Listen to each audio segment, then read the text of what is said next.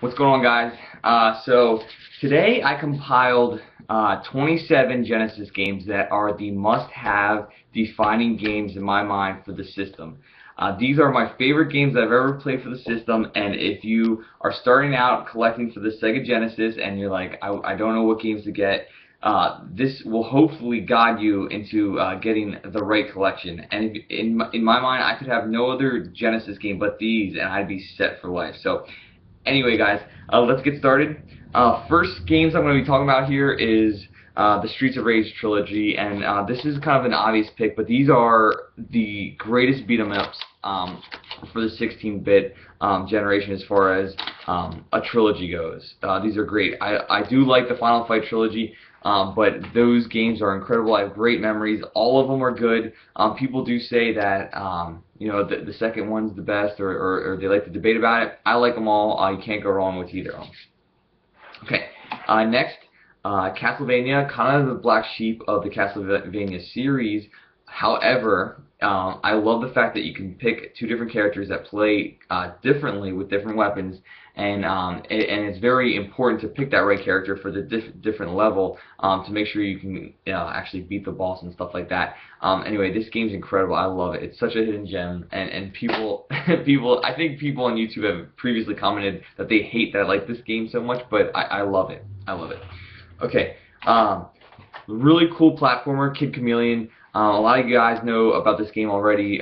You play as that guy in the front, or the kid in the front, and you can transform yourself into different kind of characters to get through the different levels because you get different abilities then. It's a really fun game. I mean, it has like 90 some levels, and it's impossible to beat, but it's so much fun, and everybody who grew up in the 90s remembers Kid Chameleon. Okay, so this is the Genesis answer to Turtles in Time, right? So it's almost like the exact same game, but it has longer levels, but less levels, I believe. And I think it's a little bit easier, to tell you the truth, than the other game, even though most people say Turtles in Time is easier. Okay. And I think this maybe just because I played that game more growing up as a kid. Gunstar Hero, what a crazy shooter. You play as that guy in the front, right?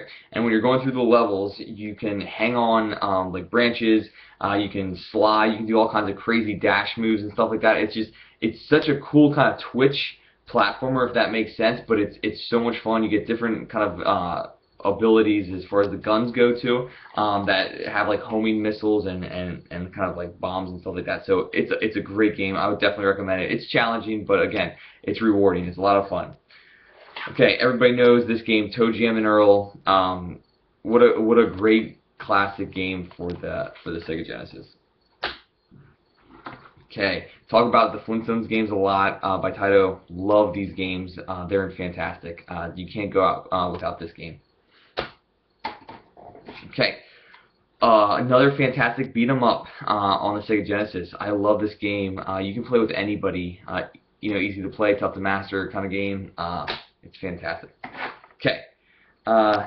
Next we have, let's go with the Splatterhouse games here. Splatterhouse 3 and then Splatterhouse, 2. Now this game is a 2D side-scroller where you're in one plane, and this is a 2D side-scroller where you can actually go in the different planes. And they're two completely different games, and they're fantastic. Each game is worth a look, for sure. Wonder Boy and Monster World. This is an action RPG, and it's fantastic. I talked about it before. The leveling system is great. It holds your hand a little bit at the beginning, but then it gets progressively harder, and I love this game. Great RPG for the Genesis.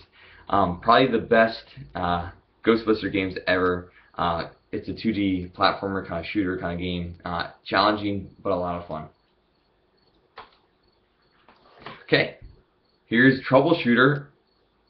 This is kind of a cool gimmicky shooter where you can shoot both directions. It's very challenging, and I'm so happy to finally add this to my collection, but I love this game.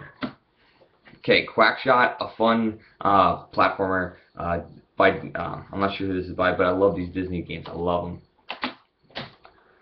When I first played this game, it blew my mind when you could spin dash. I couldn't believe it.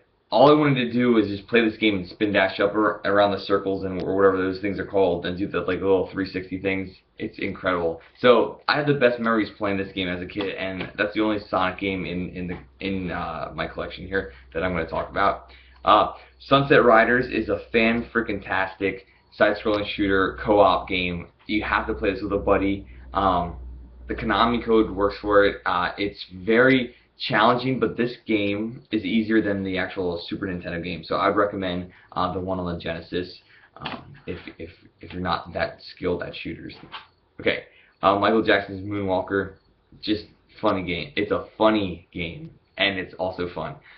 You go and rescue kids and in the different levels, and it's really fun, and you can actually control. It's just fun to control Michael Jackson and try to see him do his different dances, and if you put in different like button combinations, you can make a moonwalk, and then you can link different dance moves together to actually make like a little performance. It's so funny. So I just like doing that sometimes. It's fun.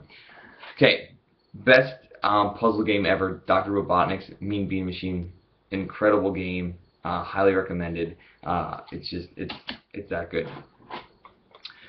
People say Strider is the best Genesis game ever, and I can see why that is. It's not my favorite, but it is highly acclaimed in all websites and stuff like that as the best Genesis game. It is very good.